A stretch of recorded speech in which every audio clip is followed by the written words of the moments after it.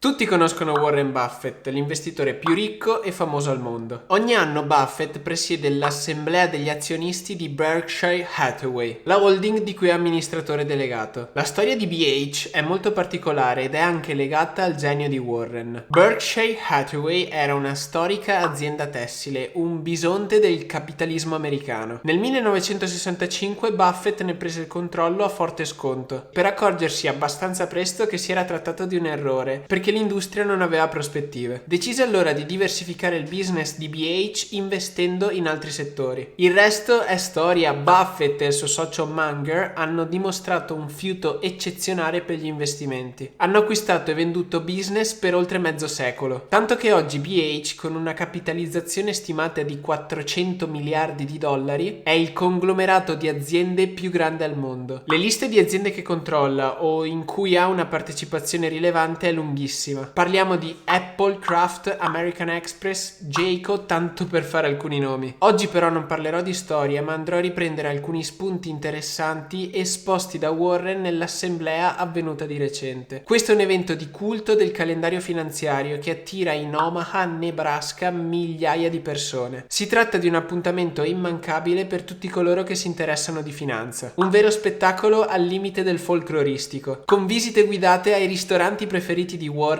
gente in fila per giorni per accaparrarsi il posto migliore ed eventi di networking. Insomma, potete immaginare una bestia di evento. Quest'anno ovviamente però, data la situazione, non è successo nulla di questo. La conferenza si è tenuta via Skype e le domande degli azionisti per la famosa sessione di Q&A, domanda e risposta, sono arrivate via mail. Io ho appena guardato le 5 ore di diretta e ho pensato di fare questo video per raccontarvi alcuni degli spunti più interessanti. Tra l'altro, visto anche il momento in cui stiamo vivendo, l'assemblea quest'anno è stata una delle più seguite di sempre ed, a detta di molti, anche una delle più interessanti. Come sempre sono emersi alcuni punti chiavi della filosofia di investimento di Warren ed anche alcune contraddizioni. Prima di iniziare con gli spunti voglio sottolineare che Warren è un uomo di 90 anni e nonostante l'età è riuscito a parlare per ore e ad estrarre dal cappello alcune riflessioni interessantissime per interpretare il presente e tanti spunti altrettanto interessanti per analizzare il futuro. Partiamo. Primo spunto che ha tirato fuori: non scommettere mai contro l'America. Prendetevi il taccuino perché secondo Buffett questa è la regola numero 1 per tutti gli investitori, ma andiamo a capire cosa vuol dire esattamente. Quest'anno Warren ha deciso di cominciare l'assemblea con una lezione di storia. Sicuramente avere una memoria storica di quasi un secolo ti permette di avere una prospettiva diversa del presente. Buffett è nato nel pieno della crisi del 1929, uno shock finanziario che nessuno aveva visto fino ad allora e a cui nessuno era preparato. Pensate che negli anni successivi i mercati finanziari sono arrivati a perdere fino al 90% del loro valore. Immaginatevi cosa succederebbe oggi se vedessimo una perdita del genere. Questa è una prospettiva che facciamo anche fatica ad immaginare. Chi avesse investito nel giorno di nascita di Warren Buffett nel 1930 avrebbe dovuto aspettare oltre 20 anni per recuperare il proprio investimento. 20 anni sono veramente tantissimi se pensiamo che oggi ci preoccupiamo se i mercati torneranno a crescere alla fine di quest'anno o l'anno prossimo. E quasi nessuno dopo la crisi del 29 avrebbe potuto prevedere di trovarsi alle soglie di un miracolo economico. Quello che Warren vuole condividere con questa storia è che nel lungo termine i driver fondamentali che guidano i mercati sono l'ingegno, il lavoro e le idee, e sono le aziende e le persone che spingono il progresso, e questa progressione, questo movimento, secondo lui, non sono nemmeno prossimi ad esaurirsi. Quando investiamo, secondo lui, stiamo scommettendo che il sogno americano sia ancora intatto e che la strada del progresso non si sia ancora fermata. Per cui, secondo lui, la regola numero 1 per un investitore è mai scommettere contro l'America, che non solo vuol dire non scommettere mai contro il sistema economico americano, ma vuol dire non scommettere mai contro la capacità umana di affrontare le difficoltà e generare progresso. Secondo spunto: cash is king. Uno dei temi che ha creato più scalpore durante l'assemblea è la relazione della liquidità di Berkshire Hathaway. La holding mantiene una riserva di liquidità di oltre 122 miliardi di dollari. 122 miliardi è un numero parecchio grande ed è una cifra altissima se la si mette in proporzione con la capitalizzazione di BH. È circa il 25% 10% della sua capitalizzazione. E sono veramente poche le aziende che possono vantare una riserva del genere. Per rendere un'idea, BH domattina potrebbe comprarsi il 100% di McDonald's senza chiedere neanche un prestito. E qui alcuni investitori ritengono che tenere una posizione in cash così alta non sia nel migliore interesse degli azionisti. Perché tenere parcheggiate tutte queste risorse senza farle fruttare? Buffett ha risposto alle critiche spiegando che nella gestione della sua azienda si vuole trovare nella posizione di non dover dipendere dalle gentilezze di nessuno, né di estranei e neanche di amici. Però finanziarsi con capitali esterni e prestiti è una normalità nel mondo del business. E sì, trovarsi nella posizione di non aver bisogno di queste linee di credito è un enorme elemento di forza, specialmente in una fase come questa dove mezzo capitalismo mondiale avrà bisogno degli aiuti pubblici per sopravvivere. Dopo la crisi del 2008, BH sfruttò la debolezza del settore finanziario per entrare nel capitale di alcune aziende sotto stress, tra cui per esempio Goldman Sachs. Operazioni che hanno portato negli anni profitti superiori ai 10 miliardi di dollari, andando allo stesso tempo a garantire liquidità ad un settore critico, supportando anche la stabilità del sistema finanziario mondiale e guadagnandosi anche un posto nei libri di storia. Insomma, staremo a vedere come e se verrà utilizzata questa liquidità oggi, ma nel frattempo possiamo trarre un'importante lezione utile anche a livello personale. Costruire una riserva di liquidità è cruciale. Pensate che in America, il paese più ricco al mondo, solo il 40% degli americani ha oggi in banca la liquidità per affrontare una spesa imprevista di $100, ma è proprio nei momenti di recessione che si aprono le maggiori possibilità, per chi ha la possibilità e le risorse per investire, e solo chi avrà avuto nel tempo una gestione oculata riuscirà a sfruttare al meglio le opportunità. Tra l'altro, per chi volesse andare ad approfondire, abbiamo parlato di tutto ciò in questo video. Terzo spunto: bisogna saper comprare ma anche vendere. When we decide we sell it all. Aspettando di vedere quali saranno le mosse attive di Buffett, intanto i movimenti sono stati in uscita e questa è stata la notizia più controversa dell'assemblea. BH ha venduto tutte le posizioni nelle 4 compagnie aeree principali americane. Gli aerei sono a terra, c'è chiaro, ma questa non è l'unica ragione dell'operazione. Questo settore dovrà per forza ricorrere ad aiuti pubblici per sopravvivere, portando al tavolo un azionista ingombrante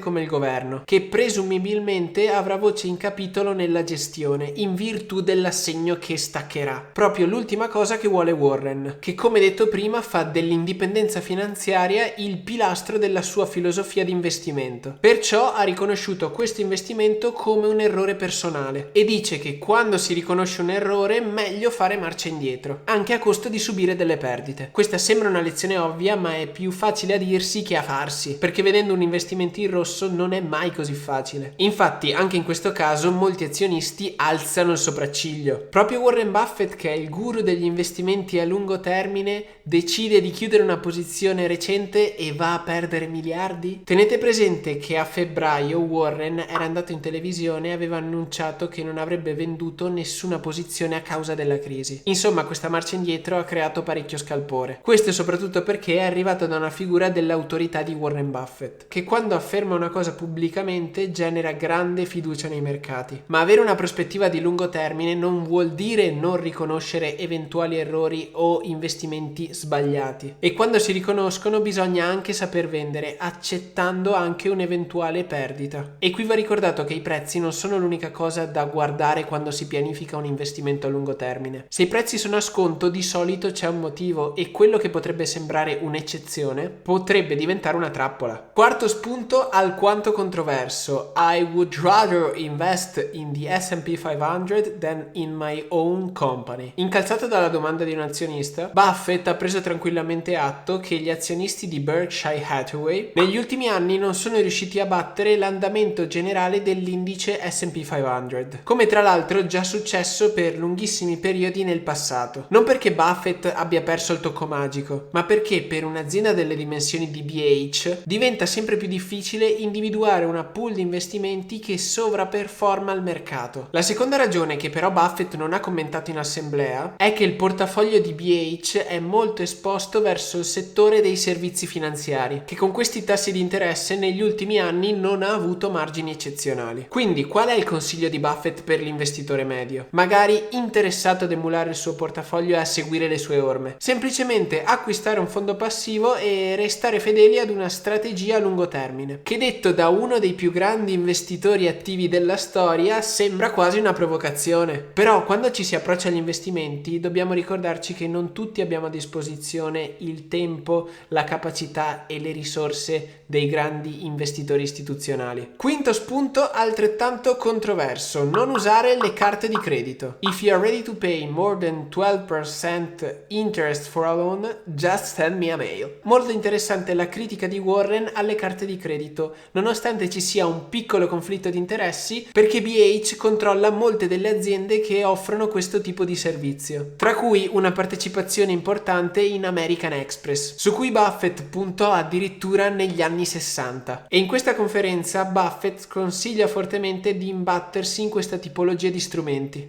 La ragione è piuttosto semplice, facciamo un esempio. Se mi indebito con una carta di credito al 20%, molto difficilmente troverò qualsiasi altro impegno del mio denaro che mi garantisca rendimenti così alti da giustificare il fatto di non utilizzare immediatamente le mie risorse per pagare il debito. Indebitarsi non è sbagliato di per sé, anzi, ma se chiediamo soldi in prestito dobbiamo avere in piano di investire in un'attività che abbia la prospettiva di rendere più di quanto stiamo pagando gli interessi su questo debito. Altrimenti chiedere soldi in prestito e avere un debito non ha senso. E qui bisogna assolutamente evitare di indebitarsi per acquisti di beni che non sono in grado di generare rendita. Si tratta di una regola molto semplice che non tutti purtroppo applicano con successo. Poi, se siete disposti a pagare addirittura il 20% di interessi su un debito, mandate tranquillamente una mail a Warren che dice che ve li dà lui i soldi. Ora siamo arrivati alla fine. Se volete vedere la conferenza completa, qui sotto vi lascio il link. Voi ditemi cosa ne pensate di questi video,